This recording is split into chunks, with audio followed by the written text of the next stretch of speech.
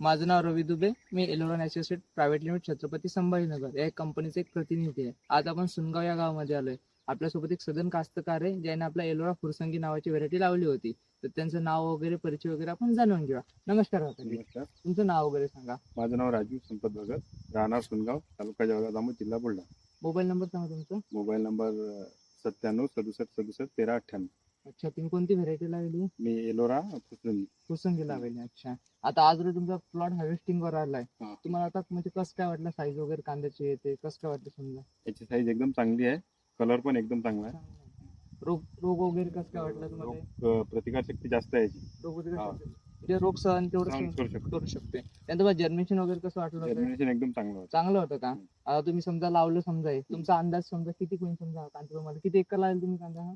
हा अर्धा एकर. अर्धा एकर मध्ये तुम्हाला किती उतरून समजा? अर्धा एकरामध्ये एक गाडी होऊ शकते. एक गाडी होऊ शकते समजा.